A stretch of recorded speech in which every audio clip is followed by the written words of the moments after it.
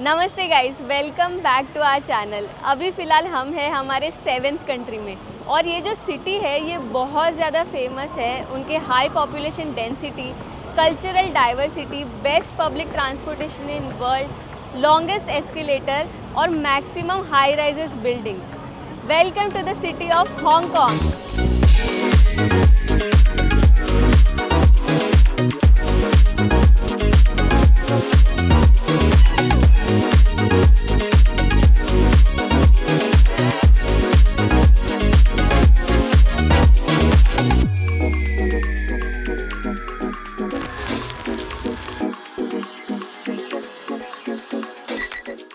तो गाइस हम लोग मुंबई से हांगकांग आज सुबह ही पहुंचे। हम लोगों ने ओवरनाइट का फ़्लाइट लिया था तो काफ़ी ज़्यादा थक गए थे, तो होटल जाके हम लोग थोड़ी देर सो गए क्योंकि हम लोग यहाँ पे होटल पहुँचते पहुँचते रफली 12 बज गए थे दोपहर के।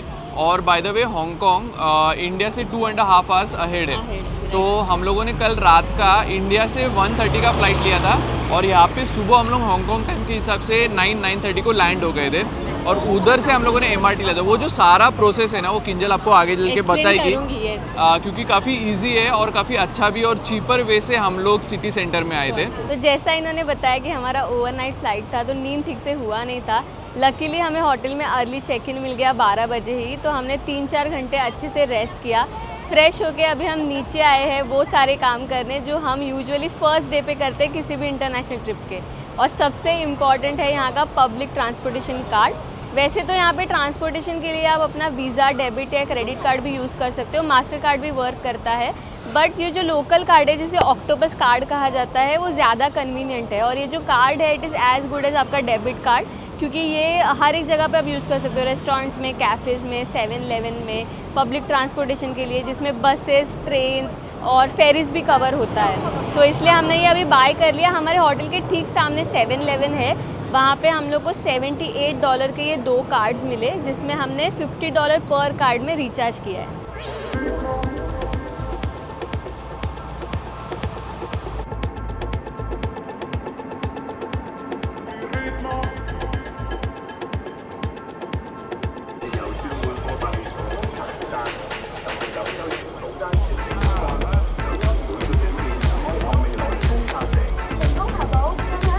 अभी हम एक्चुअली ई सिम कार्ड ढूंढ रहे हैं। हमारे होटल के पास में ना चुंगकिंग मैंशन करके है जहाँ पे ढेर सारे शॉप्स है। रेगुलर सिम कार्ड आपको इजीली मिल जाता है बट वहाँ पे ई सिम किसी के भी पास नहीं था। 7-Eleven में भी हमने पूछा, जो पास का 7-Eleven था वहाँ पर भी नहीं था, तो अभी हम आसपास के एरिया में ढूंढ रहे हैं। बट सिंस हम सो गए थे आने के बाद, चेक इन करने के बाद, तो हमने लंच स्किप कर दिया था, तो अभी बहुत ज़्यादा भूख लग रही है। तो हमने यहाँ पे फ्रूट्स लिया है।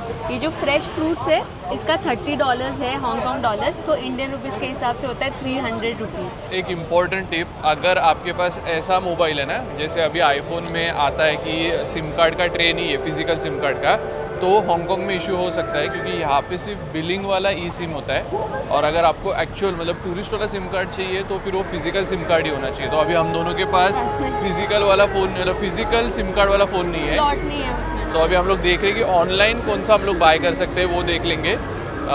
बट यहाँ पे हम लोगों ने काफ़ी शॉप्स में देखा, 7-Eleven में, उसके बाद में यहाँ पे सिर्फ मोबाइल के भी शॉप्स है, वहाँ पे किधर भी अवेलेबल नहीं है।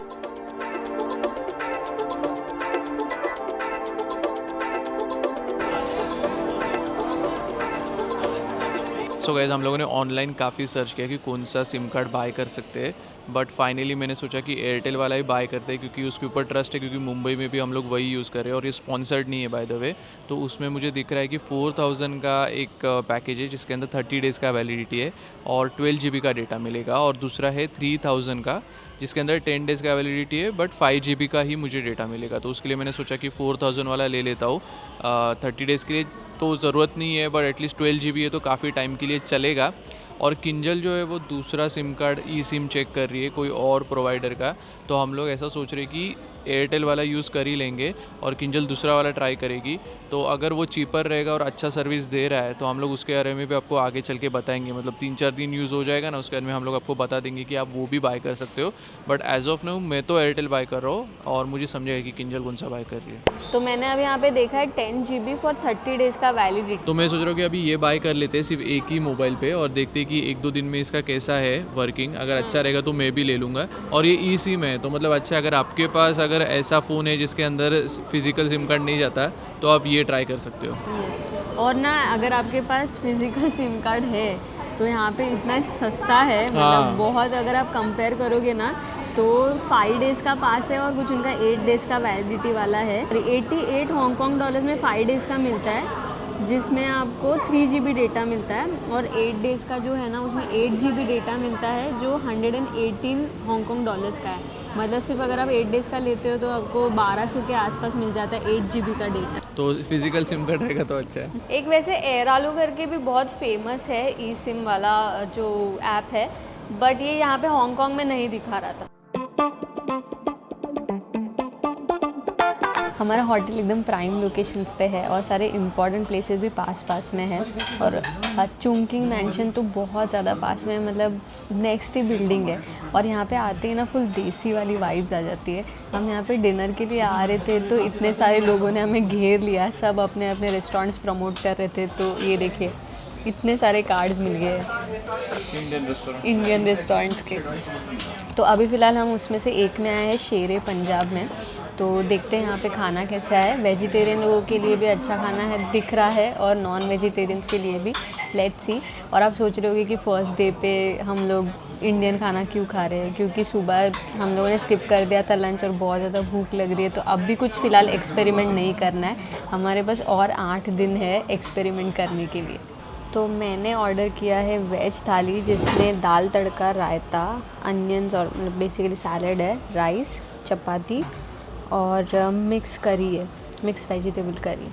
और इन्होंने बोला है चिकन थाली, तो जिसमें चिकन करी, दाल तड़का, बाकी चीज़ें सेम है, सिर्फ वेजिटेबल करी के जगह पे चिकन करी है। शेरे पंजाब रेस्टोरेंट जो है वो चुंकिंग मैंशन के फर्स्ट फ्लोर पे आता है, और ग्राउंड फ्लोर में आपको ढेर सारे डिफरेंट शॉप्स मिल जाएंगे, जैसे करेंसी एक्सचेंज के, फिर आपको सिम कार्ड मिल जाएगा, ग्रोसरीज मिल जाएगी। तो उसमें से एक करेंसी एक्सचेंज में हमने जस्ट इंडियन रुपीज़ को कन्वर्ट किया। यहाँ पे आज रेट हमें मिला 0.09 का, और एक्चुअल में रेट चल रहा है 0.092 का। तो हमने 10,000 इंडियन रुपीज़ कन्वर्ट किया है, जिसमें हमें $900 मिला। जो हांगकांग डॉलर का इंडियन करेंसी के साथ आप रेट कंपेयर करोगे तो 1 Hong Kong dollar is equal to approximately 10 Indian rupees. तो हम जो भी यहाँ पे एक्सपेंस करेंगे हांगकांग डॉलर्स में, उसके आगे आपको बस ज़ीरो लगाना है। वैसे तो 1.5 लीटर का बॉटल 100 रुपीज़ में एक्सपेंसिव ही है, क्योंकि अपने इंडिया में 30 रुपये में 2 लीटर के आसपास का बॉटल मिल जाता है, जो कि यहाँ पर 3 से 4 टाइम्स महंगा है।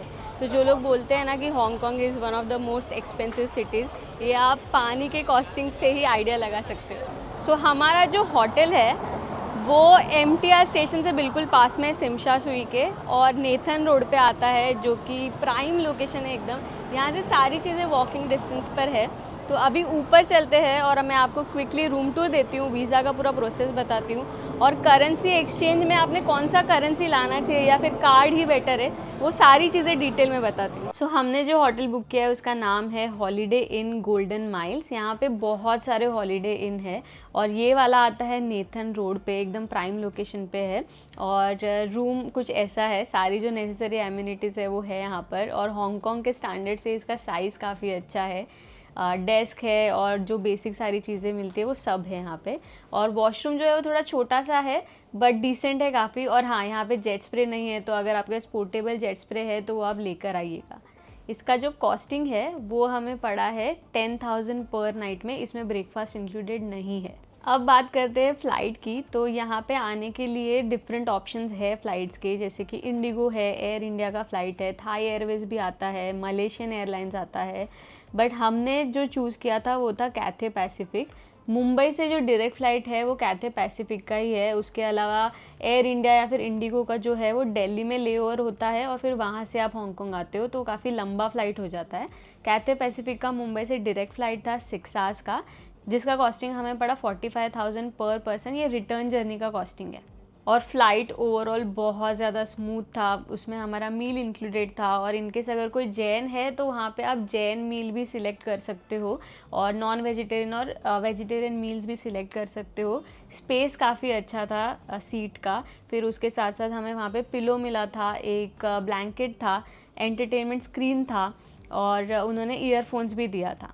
अब बात करते हैं सबसे इम्पॉर्टेंट चीज़ वीज़ा के बारे में। तो हांगकांग आने के लिए आपको वीज़ा की ज़रूरत नहीं होती इंडियन नेशनल्स को, बट हाँ आपको एक PAR फॉर्म भरना पड़ता है, प्री अराइवल रजिस्ट्रेशन, जो कि बेसिकली काइंड ऑफ वीज़ा जैसा ही है। बट इसकी बेस्ट बात यह है कि आप खुद से कर सकते हो ये पूरा प्रोसेस, आपको किसी भी एजेंट के थ्रू जाने की ज़रूरत नहीं है। बहुत सिंपल प्रोसेस है, हार्डली 5 मिनट्स लगता है और आपका जो PAR है वो भी आपको तुरंत ही मिल जाता है अगर अप्रूव हो जाता है तो। फॉर्म भरते टाइम आपको इस बात का ध्यान रखना है कि जो जो डिटेल्स आपके पासपोर्ट में है वो एग्जैक्ट आपको फिल करने हैं। मतलब आपके नाम से लेके आपका जो बर्थ ऑफ प्लेस था, जैसे कि एग्जांपल अगर मैं आपको दूँ तो मेरा बर्थ ऑफ प्लेस है डोंबिवली महाराष्ट्र, तो ये एग्जैक्ट आना चाहिए। आप सिर्फ डोंबिवली नहीं लिख सकते, तो ये मे बी फिर आपका रिजेक्ट हो सकता है, या फिर जब भी आप फ्लाई करोगे तो वहाँ पे आपको बोला जाएगा कि फिर से PAR फॉर्म भरो। तो ये चीज़ का एकदम ध्यान रखिएगा, बहुत अच्छे से और एग्जैक्ट डिटेल्स डालिएगा PAR फॉर्म भरते समय। आपको इमिग्रेशन के लिए उसका जो प्रिंट आउट है वो कंपलसरी लेकर जाना है, उसके साथ साथ आपको रिटर्न फ़्लाइट टिकट्स लेकर जाने हैं और होटल का बुकिंग भी वो पूछ सकते हैं। तो ये तीनों का प्रिंट आउट ज़रूर लेकर जाइएगा। हमारा हांगकांग लैंड करने के बाद जो इमिग्रेशन का प्रोसेस था वो बहुत सिंपल था। पहले यहाँ पर आके भी आपको एक कार्ड फिलअप करना पड़ता था, बट वो प्रोसेस भी उन्होंने अभी एलिमिनेट कर दिया है। आपको सीधा इमिग्रेशन प्रोसेस के लिए जाना है। कुछ क्वेश्चंस आपको पूछेंगे कि आप कितने दिन के लिए आए हो और किस काम के लिए आए हो। आपको एक छोटी सी पर्ची जैसी दी जाएगी, तो वो आपको सिर्फ संभाल के रखनी है। सो ये हो गया पूरा वीज़ा प्रोसेस। और हाँ, आपको ये प्री अराइवल रजिस्ट्रेशन के लिए कुछ भी पैसा नहीं पे करना, ये कम्प्लीटली फ्री है।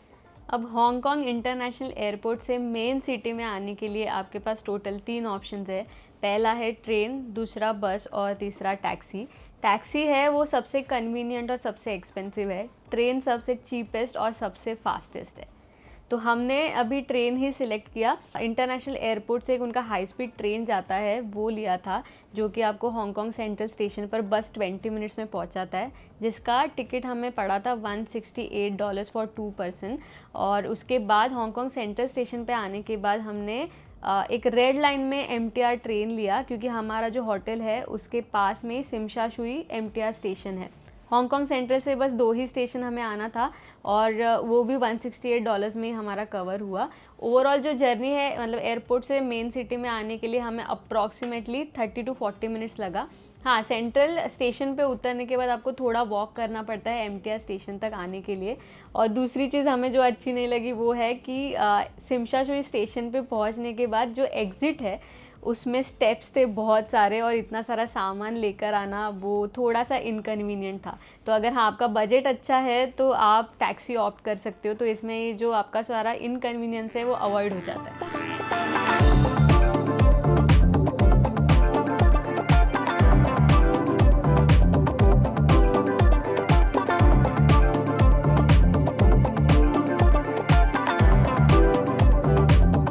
Good morning guys. कल रात को तो हम बहुत ज़्यादा थक गए थे, बट आज एक्साइटेड है हांगकांग को एक्सप्लोर करने के लिए। सो इस वीडियो में हमने मुंबई से हांगकांग तक का जर्नी पूरा आपको दिखाया है और जो भी इम्पॉर्टेंट चीज़ें हैं वो आपको एक्सप्लेन की है। इनकेस अगर आपको फिर भी कोई डाउट रहेगा तो आप हमें कमेंट करके पूछ सकते हो। और हाँ, अगर आप भी हांगकांग के लिए प्लान कर रहे हो तो हमारा डिटेल ट्रैवल गाइड का लिंक आपको डिस्क्रिप्शन में मिल जाएगा, उसे आप डाउनलोड कर सकते हो। इस वीडियो को हम लोग यहीं पे एंड करते हैं। अगर वीडियो अच्छा लगा है तो प्लीज़ लाइक कीजिए, कमेंट कीजिए और चैनल को सब्सक्राइब करना बिल्कुल मत भूलिए। Bye wonders.